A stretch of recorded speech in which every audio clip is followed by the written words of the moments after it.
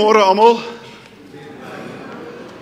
Al ons ou lidmate, besoekers. Ons het, ek weet nie watter besoekers, party is hier vir die doop. Wys net wie is hier vir die doop? Hartlik welkom julle. Ander besoekers by ons vandag? Ja, lekker. Lekker om julle almal te sien. En ook vir mense wat ingeskakel is op ons uitsending. Hartlik welkom by hierdie erediens. Dis my gebed dat dit tot opbou van ons elkeen sal wees en tot eer van die Here, wanneer ons hier so by mekaar is.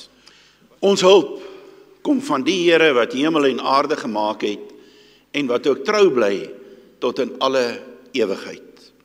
Geliefde gemeente, genade, barmhartigheid, vrede en liefde word julle geskenk van God ons Vader en die Here Jesus Christus deur die kragtige werking van die Heilige Gees. Amen. Geliefdes, ek gaan lees uit Openbaring 19 vanaf vers 5. En 'n stem het vanaf die troon gekom wat sê: Loof ons God, julle wat vir hom ontzag het, al sy diensknegte, gering is en magtig is.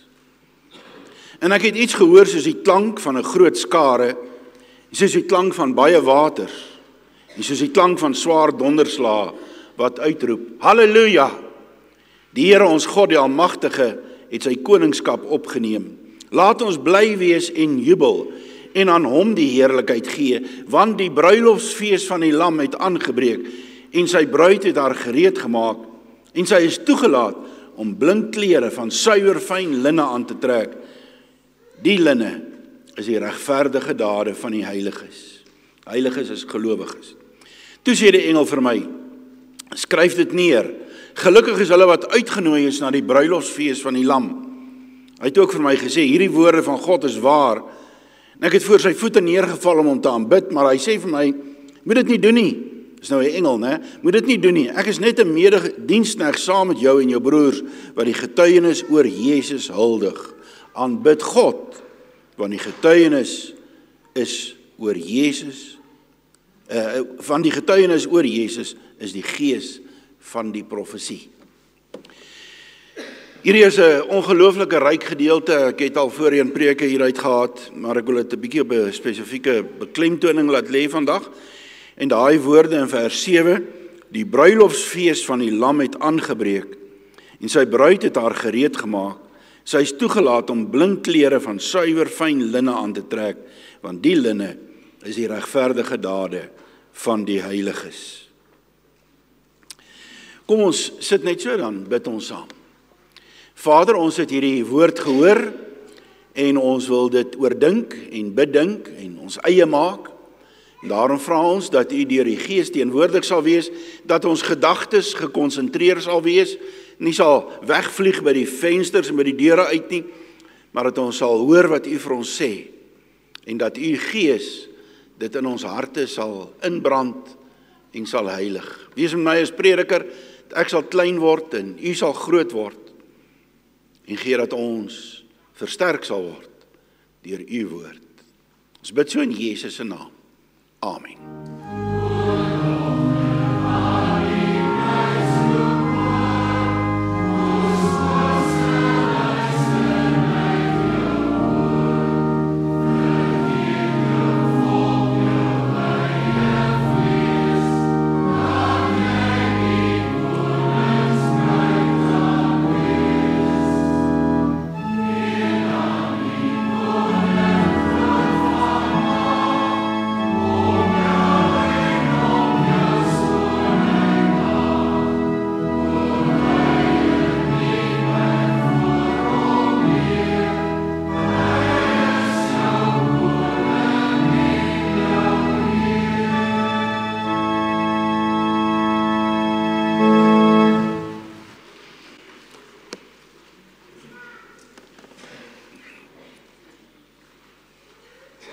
Liewe broer en suster, ek wonder wie van julle sal, as ek sou vra, vir my kon sê, wat was die jaartema vir vanjaar?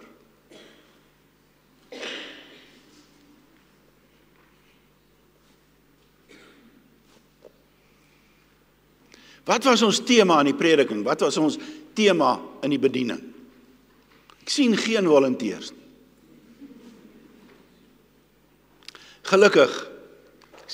Gelukkig skryf ons nie 'n toets om te bepaal of jy volgende jaar nog steeds in die gemeente kan wees nie.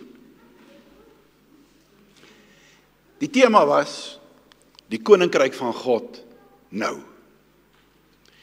Die koninkryk van God nou. So die bedoeling van hierdie tema was om dit regtig te beklemtoon en te onderstreep dat God koning van ons lewens is.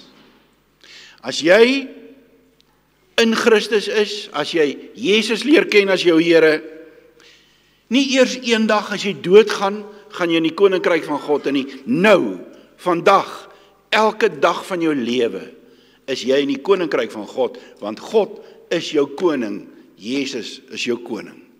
Ons het dit gelees in 1 Timoteus 1 vers 15 en 17. Die uitspraak is betroubaar en werd om ten volle aanvaar te word dat Christus Jesus na die wêreld gekom het om sondaars te verlos, aan die koning van die eeue. Die onsterflike, onsienlike, enigste God kom toe die eer en die heerlikheid vir ewig en vir ewig. Amen. Ek en jy is God se kinders in sy koninkryk en daarom loof ons hom, prys ons hom, verheerlik hom. So, die preke was daarop gefokus om oor te dra wat dit elke dag vir disippels inhou dat ons onder die Here se koningskap ingebring is. Dit wil ons leer dat ons in elke aspek van ons lewe buig voor ons koning. En nou kom ons by daardie tyd van die jaar waar ons vir onsself sê, maar waar is die jaar heen? Waar is hierdie jaar heen? Wat het gebeur? Kalender is afgehandel. Vergaderings is nou eers verby, belydenis van geloof is afgelê, dope is gedoop, volwasse gedooptes is gedoop, laaste nagmaal van die jaar is gehou, vanaand Kerssangdiens. Tot ons Bybelstudie het afgesluit vir die jaar. En so kom ons dan ook vandag by die afsluiting van ons jaartemas vir die jaar. So wat sal ons dan, ek en Reinhard, Louis ook, wat sal ons as die predikers in hierdie gemeente aan julle, die gemeente wil oordra as 'n afsluiting, as 'n onderstreping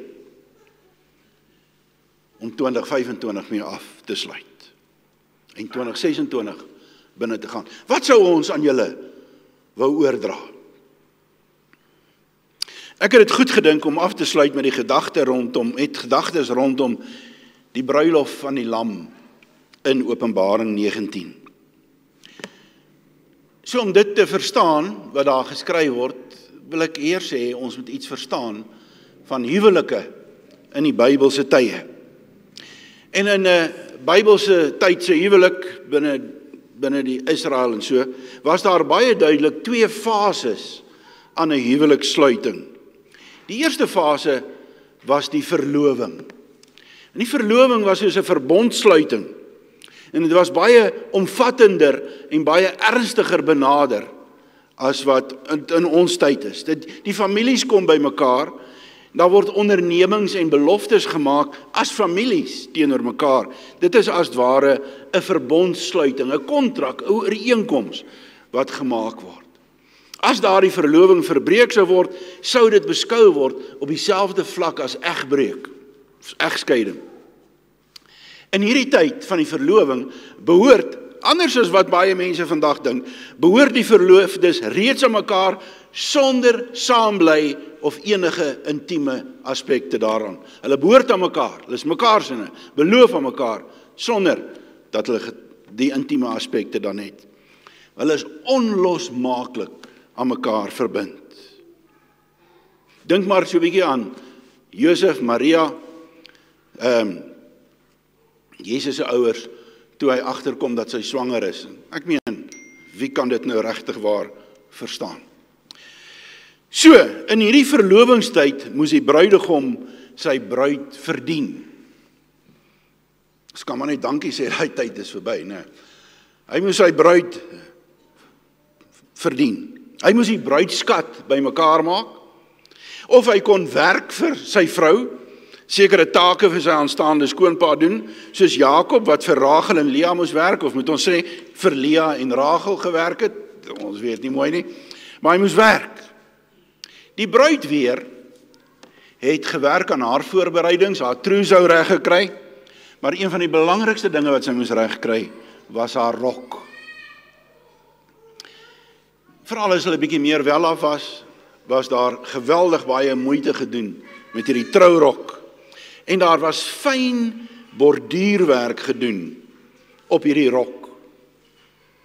En aan die einde van die verlovingstyd, wanneer die bruid en die bruidegom gereed is en die kos voorberei is en alles reg is, dan breek die groot dag van die huweliksbevestiging aan. Die groot dag. Daai dag staan die bruid vroeg op, maak gereed met haar diensmeisies of slavinne en vriendinne rondom haar, soos ons ek maar ken. En een of ander tyd, onthou daar was nie horlosies nie, kom die bruidegom daar by die bruid se huis aan. Dink ook aan die bruidsmeisies wat gewag het vir die bruidegom, Matteus 25, toe raak die helfte van hulle se olie op, né? So, was 'n hele to-do. Hierdie bruidegom met sy strooijonkers en bestmen en wat ook al, vriende en familie wat in 'n optog in die strate afkom. Daar's 'n gesing, daar's musiek, daar is 'n to-do wat jy kan uitroepe van vrolikheid. Is feesvier. Ons sou dalk gesê het lawaaierigheid.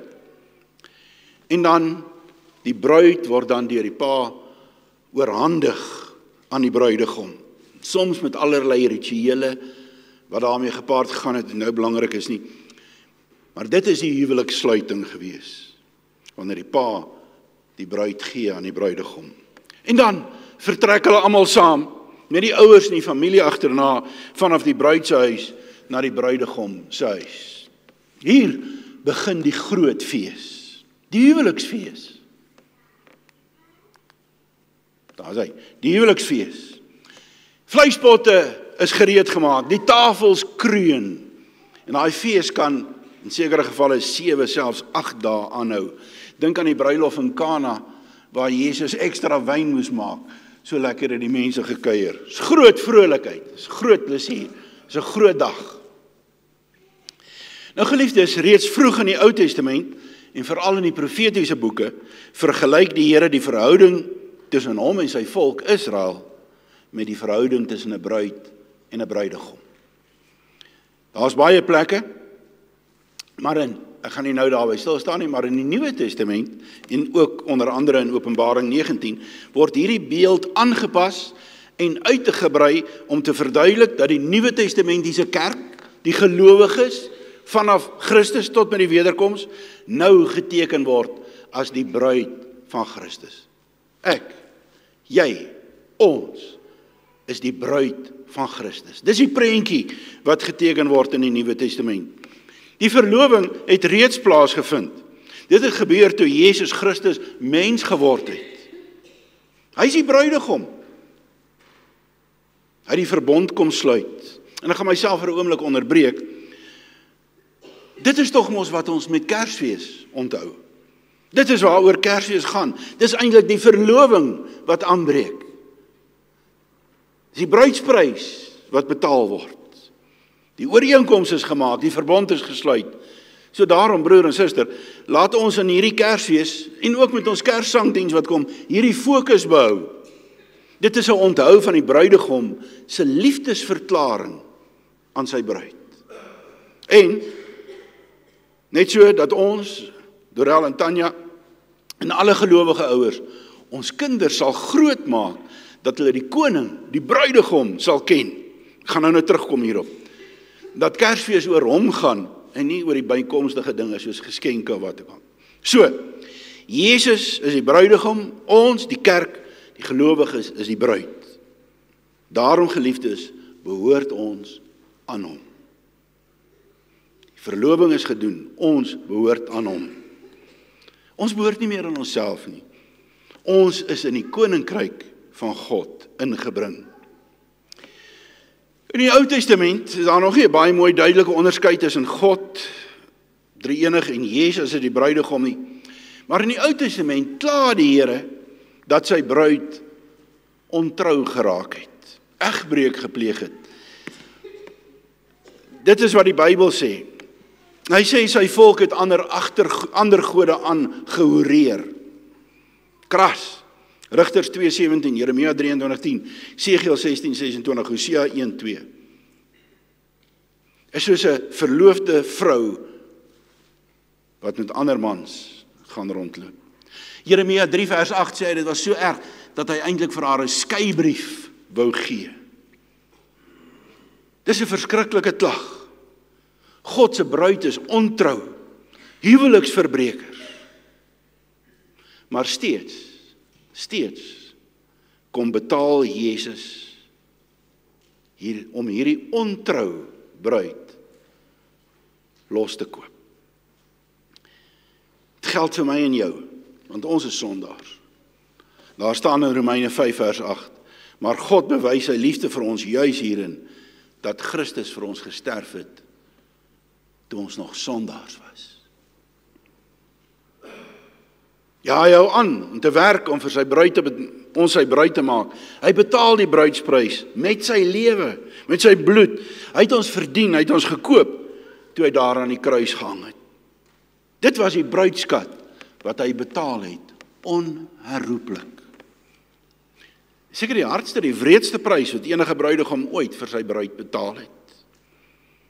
Want hy betaal vir haar sondes. Soos dit ook geteken word in die lewe van die profeet Hosea. Maar natuurlik, broer en suster, is daar dan nou nog steeds 'n onafgehandelde deel. Die finale deel van hierdie huwelikssluiting, die troudag, die huweliksfees, is nog uitstaande. En hierdie fees breek aan met die wederkoms van ons Here Jesus Christus. Soos onder andere in Matteus 25 en in Openbaring 19 beskryf.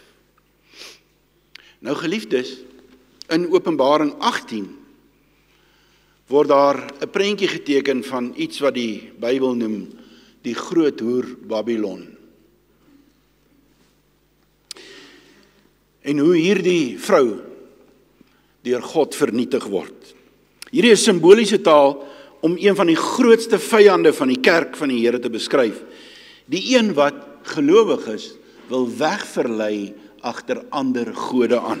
Die ander twee, daar's 3, is die dier uit die see, Openbaring 13, valse politiek en vervolging deur aardse gesaghebbers, en dan Openbaring 13:11, die diere uit die aarde, vals godsdienst en filosofie. So daar's 3 goeters wat gelowig is, wat die bruid wil wegsteel. Politieke vervolging, vals godsdienst, vals filosofie en die groot hoer Babylon. Daai 3 goeters wil gelowige, die bruid van Christus, wegsteel van Christus af. So, Babylon, daai vrou, is die symbool van versoekinge en verleidinge, van wêreldse pret en plesier, en sy is die skynbruid, die imposterbruid, die indringerbruid. Sy maak asof sy die bruid is. Hierdie vrou sit op 'n rooi draak, die diere van Openbaring 13, sy het pers en helder rooi klere aan, so sy is uitnodigend, né? Opgetooi met goud en edelstene en parels. Sy het 'n goue scepter vol van losbandighede in haar hand. Sy kan sê, ja, gaan loop jy daar, gaan doen jy daar, gaan doen jy dit, gaan dobbel daar, gaan loop daar rond, wat ook al. En die naam op haar kop is moeder van die sedeloses. Nou staan, sy's dronk van die bloed van die gelowiges. So sy fees vier op mense wat in die koninkryk moet wees, maar agter haar aanloop. Sy is dus presies die teenoorgestelde van die Here Jesus se bruid. Want Jesus se bruid is deur God vergun om haarself te versier met fyn, helder, blink klere. Sy het 'n rok aan wat skitter van pragt. En Johannes self sê vir ons wat die simboliek is van hierdie rok. Dit is die regverdige dade van die gelowiges. Die regverdige dade. Dis die rok wat ons besig is om klaar te kry, sodat ons die bruilofsfees kan binnegaan. Die regverdige dade van die gelowiges. Die bruid is versier vir Jesus met die lewe wat ons leef hier op aarde, binne die koninkryk van God. Die regverdige dade, die kaioma, is 'n regtige betekenisvolle woord. Dit praat van optrede in lyn met God se wil. Optrede in lyn met God se wil, regverdige, goeie dade.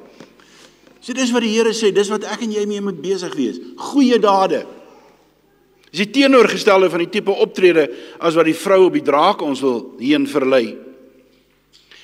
Dit is dade wat in lyn is met die wil van ons God, ons koning, tot sy eer, tot voordeel van ons naaste, uit geloofsoortuiging gedoen, omdat al wat julle ook al doen, doen alles tot eer van God, en wat julle ook al dink of doen dit van harte soos vir die Here, nie vir mense nie, omdat julle weet dat julle van die Here as beloning sal kry, wat hy beloof het. Christus is die Here, in wie se diens julle staan. So geliefdes, om in die koninkryk van God te wees, is om Christus se bruid te wees. En ons is in hierdie lewe besig om onsself voor te berei vir die bruilof wat wag, wat aanbreek met die wederkoms. So miskien kan ons dan sê dat dit wat ons vanjaar in die prediking wou oordra, juis is dat ons elke dag bewustelik moet wees, besig wees met die borduurwerk aan die bruidsrok. Daarom het ons gepraat oor hoe ons borduurmateriaal vind in God se skatkamer. Hoe ons binne die kerk leef met God as koning, terwyl ander koninkryke wyk, ons eie koninkryke, ander koninkryke moet val, moet tuimel. Ons het gepraat oor hoe ons so opgewonde en dankbaar is vir die feit dat God ons vergun om hierdie fyn klere aan te trek. Ons verdien dit nie. Dat ons almal met ons wil saamneem en vir die mense wil wys en sê, kyk, dit is hoe dit lyk as jy bruid van Christus is. Ons het gepraat oor hoe ons absoluut toegewy is aan die bruidegom. Daarom volg ons om groei ons altyd meer en meer soos hy te wees. Ons het 'n nuwe identiteit, het ons gesê.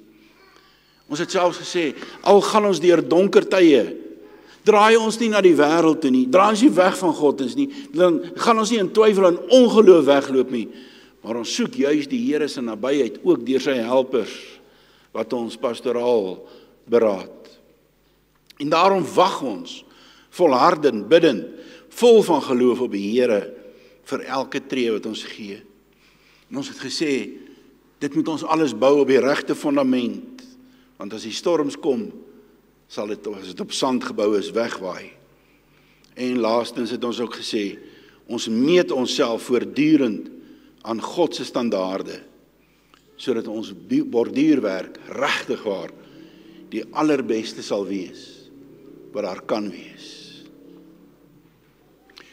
Hierdie besig wees binne die koninkryk van God met die borduurwerk aan ons trourok het baie toepassings. Ek gaan 3 uitlig. In die eerste plek op ons elkeen persoonlik.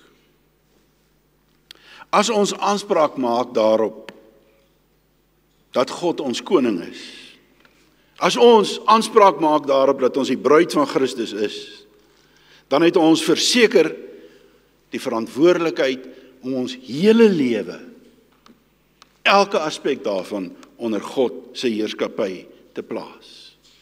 Nie selektief nie, nie net wanneer en waar dit ons pas nie.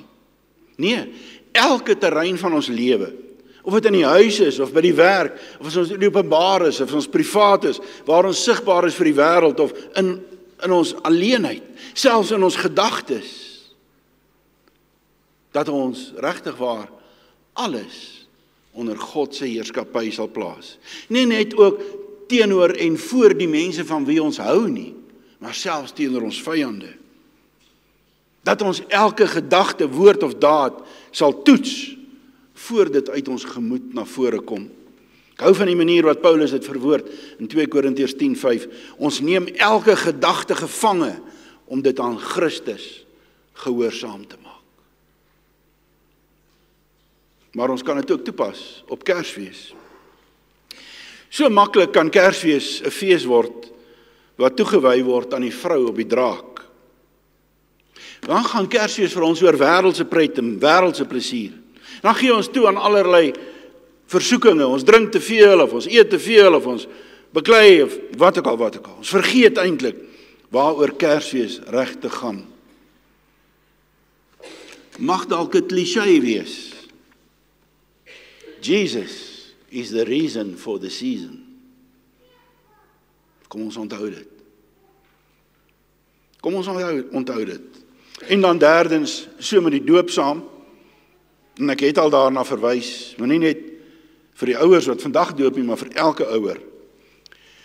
Weet julle, ek verstom my partykeer oor die opofferings wat ouers maak vir hulle kinders, vir skoolwerk, ekstra klasse, kultuuraktiwiteite, sport, vroeg opstaan op 'n Saterdag, ver jaag om te gaan kyk hoe die kind speel, ondersteun, geld insit in die wat ook al, sport, kultuur en allerlei belangstellings.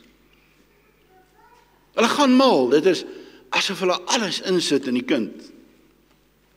Maar as dit kom by die kind leer om Bybel te lees, katekisasiewerk voor te berei, die moeite te doen om hulle by eredienste uit te bring, of by jeugbyeenkomste, om hulle aan te moedig om te leer bid, en God as koning te eer, dan vind ek, empiries, waarneming, dat die ywer dikwels verdwyn. Ons, die ouers, het 'n verbond met die Here. Ons en ons kinders is aan hom beloof. Ons leer ook ons kinders dat die borduurwerk aan hulle kleed die belangrikste ding in hulle lewens is.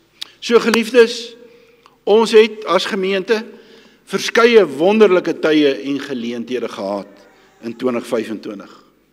Ons het ook hartseer en uitdagings gehad.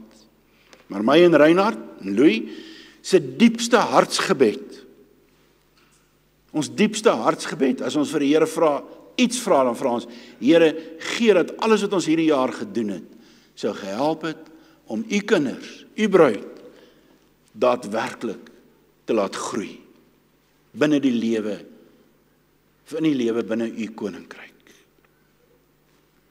Dis ons gebed. Elkeen van ons, een of ander manier, iewers, gegroei het.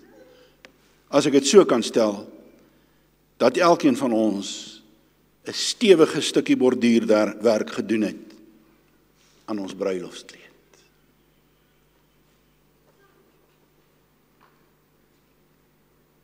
Hoe lyk jou bruilofskleed? As jy na jouself kyk. Moenie jouself vergelyk met ander mense nie. Hoe lyk die kleed wat jy hierdie jaar geweef het? Ons bid saam. Vader, ons dankie dat U ons vergun om helder wit blink klere aan te trek, geborduur met die goeie dade waartoe U ons geroep het. Vergewe ons vir die kere wat ons vergeet het daarvan, maar help ons om weer met elke dag met nuwe moed en ywer te begin werk aan ons rok, sodat U naam groot gemaak word en U koninkryk in sy volkomenheid kan kom. Amen. Te wees. Wat is hier op julle antwoord? Ja.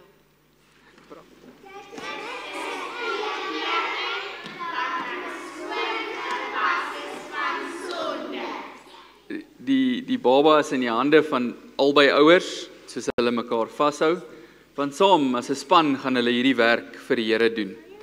En is 'n wonderlike voorreg om te kan sê, Stefan, David Weideman, ek doop jou in die naam van die Vader, en van die Seun, en van die Heilige Gees. Amen.